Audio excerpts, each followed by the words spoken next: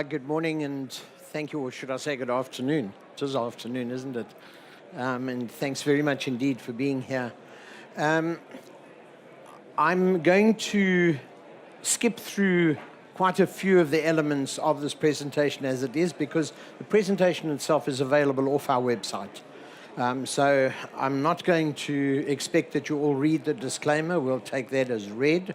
And I'm going to move on past these introductory slides, and I'm going to come to where we are. And I'm predominantly going to speak about two primary of Prem's assets, and I'll have a little bit of a discussion in terms of our holding in the Circum company as well as we go forward. So the two assets we're going to talk about are the RHA Tungsten project. Where's this thing gone? It's disappeared. Anyway, RHA Tungsten and the Zulu Lithium project, and then I'll touch on Circum just now. Just recapping, the RHA Tungsten project located south of Wangi. It is a fully developed wolframite mining operation, complete with plant. It has had some work done in the open pit, and it has existing underground infrastructure and a lot of work that we've done to add to the existing underground infrastructure that was there. For example, we re-equipped the vertical shaft, and we've done a lot more development for stoping in the underground. The highlights of this, measured and indicated and inferred resource in the underground, 1.3 million tons at 4.72 kgs of wolframite per ton. Interesting is that when you start looking at measured and indicated, that grade goes up quite dramatically. It's also interesting that in the underground, the deeper we go, the higher the grades. It is, I'm told by my geos, and I accept it as a feature of this kind of mine, that we anticipate that the grades will improve. The underground workings below the access point that we use for the plant and where we are developing at the moment are about 50, 60 meters, 70 odd meters below the exit adit point where we take the ore out of. The existing vertical shaft is about 120 meters. So underground mining development as well as open pit operations. XRT technology installed, which was installed some time ago, and that was intended to deal with difficulties that we had in achieving the anticipated grades in the open pit. Production rate, anticipated and planned that we could eventually get this mine with some additional plant changes, a combination of open pit and underground, up to some very high tonnages and some significant production of wolframite. At the moment, the status is that on the 9th of January, we suspended operations at RHA. We suspended it for two prime reasons. The first was that I had been saying for much of last year that we anticipated the mine to be in profitable production by the end of last year, and that we would not continue funding the mine if it was not in profitable production at that time. The reason for not wanting to continue funding it is that it was under the historic regime in Zimbabwe, where we only held 49% of the asset and the state held 51%. I think we need to deal with that and explain that the law in Zimbabwe has changed. There has been an amendment which has gone through the parliament. It went through as part of the Finance Act. The indigenization requirement for this kind of mining operation has been removed. Our association in Zimbabwe is at a shareholder level with a Zimbabwean government-owned company called the National Indigenization Economic Empowerment Fund. We have support from the board and the CEO of the Indigenization and Economic Empowerment Fund to agree to capitalize our loan account. We are owed about $20 million, and to convert that loan account into equity in this mine. So the proposal that we made to the Zimbabwean government, to the Minister of Mines and so on, was that that loan should be capitalized, that our interest should be increased from 49 to 90%. Now, support, as I say, from the Indigenization Economic Empowerment Fund. The difficulties, as we understand it, are that whilst there is support, there is uncertainty as to who the Indigenization Economic Empowerment Fund falls under. So the Minister of Mines, who I've met with on a number of occasions, has given us assurances this will be resolved, but he can't because the fund and the company no longer falls under the Mines Department. But the Minister of Indigenization doesn't exist anymore. So then it was referred to the Finance Department. The Finance Ministry can't deal with it either, so the very latest situation is that on Monday morning, our representatives meet with other ministers in Harare in a further attempt, hopefully, to resolve this and get sign-off on the proposal. Now, I'm pretty sure it's going to happen. I have a level of confidence. I don't think we would have got this far if it wasn't going to happen. I don't think the Zimbabweans would have changed the law if they weren't going to let it happen. And I believe it's a reasonable and sound financial proposition that has been put to the Zimbabweans, and they tend to agree with it. So I think this is procedural, and I think that it's bureaucracy that is delaying this at the moment. In terms of RHA, once that is approved, and I'm making the assumption that it will be, the mine should be brought back into production. Now, historically, I said that we had started this mine using an open pit. The resource at the time that we went into first production in the open pit was anticipated to have conformity from depths where we had all the drill intersections up to surface. It did not. At surface, there was weathering, and we believe there was some slippage as well. So there was dissemination of this resource, wide dissemination in the open pit. Linked to that, when we first took the decision to fast track into production, the price of wolframite per metric ton unit was around about $450 a metric ton. It slipped to below 150. Went down to about 130, I think. So there was a third of the price. So that, coupled to the dissemination issues in the pit, and coupled to the problems, this was all reported in various RNS over a period of time. There were issues with the plant as well. So all three of these factors made it completely impossible to continue producing in the open pit. We attempted to remedy this with the installation of an XRT sorter. It improved it. The XRT sorter is a magnificent bit of kit. It's there. It's a very expensive piece of machinery. It gives us very good upgrade and is going to be part of the future profitability of this operation. At the moment, to get this back into production, there is a limited amount of further development work to be done in the underground, which was advanced, significantly advanced, at the end of the year when we suspended operations. There's a limited amount of work to be done there.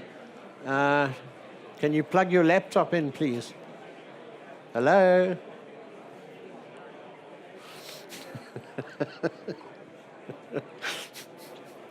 Sorry, there was a limited amount of work to be done still in development in the underground, but before this goes back into production, my proposal to, and I'll get into who we're talking to and how we intend to finance this as well just now, has been that there should be a limited amount of drilling done to just find out exactly how much deeper in the open pit we need to go if we want to bring the pit back into production.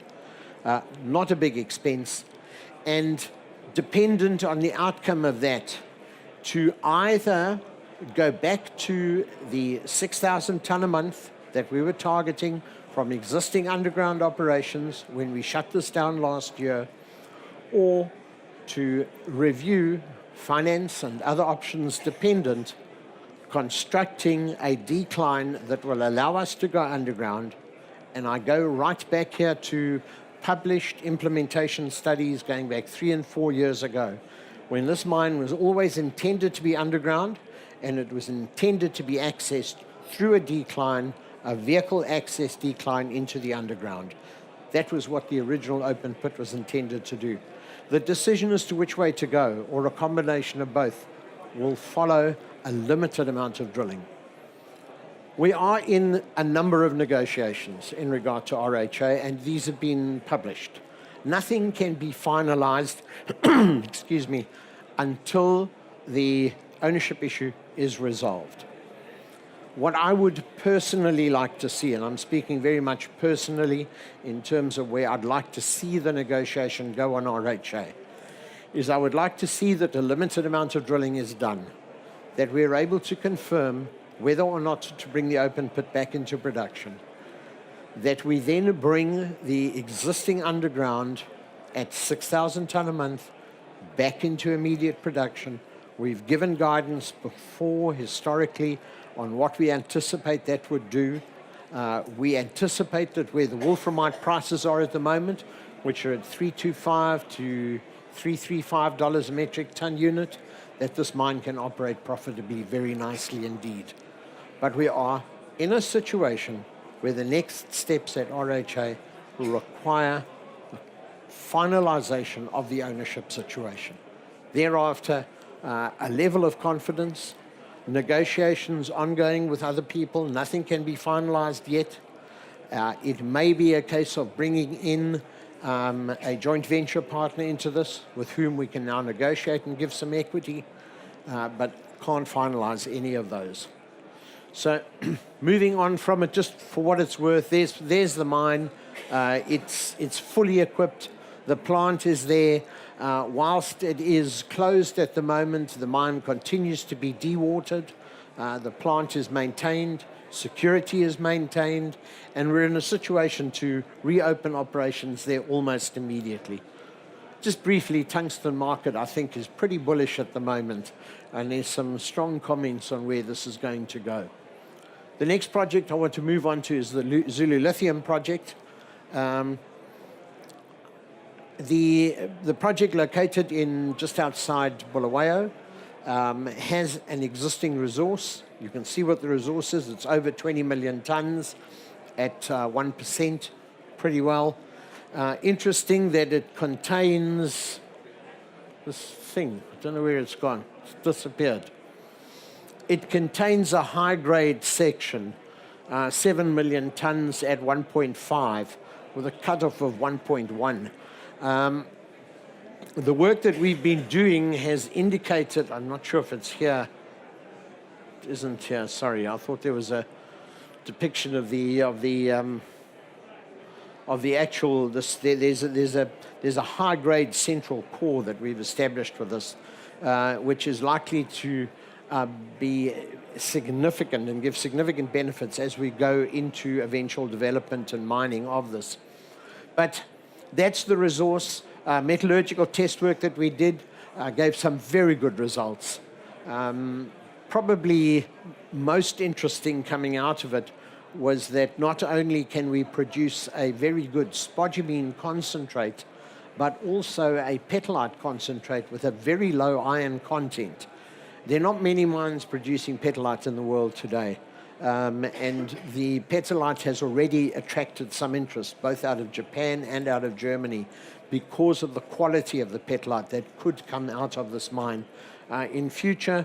The stage of this is that scoping study was completed. The numbers are compelling in the scoping study. I've said that we are in negotiations with Zulu, and they have been ongoing for some time. They still continue. But those negotiations are at a point where there are draft term sheets that are under negotiation. I can't confirm what kind of a deal or final agreement we're going to reach, because it hasn't been reached yet. I can certainly say that my personal preference in dealing with the negotiation at Zulu will see that the DFS which is the next stage. The DFS will take about a year, cost of around about $5 million. I would like to see that we are able to fully fund the DFS through the introduction of a joint venture partner. And because of the value of this project, and I'm going to move on a little bit here, just to give you an idea. There's the scoping study. We can see some of the NPVs of this project, its scoping study. Sorry, don't have the values here. But the enterprise values that we have on this compared to some of the other projects that are around, only 3 minutes. The enterprise values that we have on this justify, in negotiating with a joint venture partner coming in, that there should be a significant additional upkick to acquire an interest in the Zulu project. And my personal desire and intention is to see an agreement reached that fully funds the DFS, but also provides funding to Premier itself that will cover Premier's normal operations, normal operating overheads, and so on and so forth going forward. So that's the preferred agreement that I would like to see. But as I say, there is no agreement that is finalized yet. There is negotiation ongoing, and I'm hoping to be able to report something in the pretty near future. I'm going to touch in the last minute that I've been given on Circa Minerals. I don't get very good communication coming back from the directors of Circa Minerals, which doesn't please me. We're a public company. We have an interest in it. So I'm putting a bit of pressure on that at the moment to get better communication, because I don't want to hear through third parties out in the marketplace that brokerage agreements have been signed with significant brokers.